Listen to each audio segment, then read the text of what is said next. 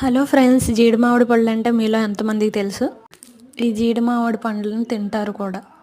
ఈ జీడి పండ్లకి చివర జీడి పిక్కలు కాస్తాయి అన్నమాట. ఆ జీడి పిక్కల నుంచి జీడిపప్పు వస్తుంది.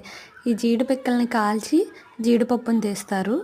ఈ ఫ్రూట్స్ కూడా చాలా టేస్టీగా ఉంటాయి. ఇవి ఎక్కువగా సమ్మర్ సీజన్లోనే దొరుకుతాయి కాబట్టి ఎక్కువగా తినడానికి ఇష్టపడుతుంటారు. ఇవి డైరెక్ట్గా కూడా తినొచ్చు. డైరెక్ట్గా తింటే గొంతు మంటగాను కొంచెం దగ్గులాగా వస్తుందని చెప్పి నేను కట్ చేసుకొని తింటున్నాను. ఇవి బాగా పండిపోవడం వల్ల నేను కట్ చేస్తుంటేనే రసం పోతుంది.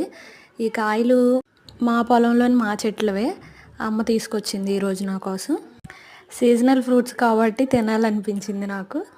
ఇవి డైరెక్ట్గా తింటే కంటేను ఇందులో ఉప్పు కారం యాడ్ చేసుకొని తింటే టేస్ట్ చాలా బాగుంటుంది. నేను ఎప్పుడు తిన్నా ఇలాగే ఉప్పు కారం వేసుకొని ఒక 10 నిమిషాలు అలా పక్కన పెట్టేసుకొని తింటే గొంతు మంట కూడా డైరెక్ట్గా తింటే గొంతు మంట. వీడియో నచ్చితే లైక్ చేసి సబ్స్క్రైబ్ చేయండి.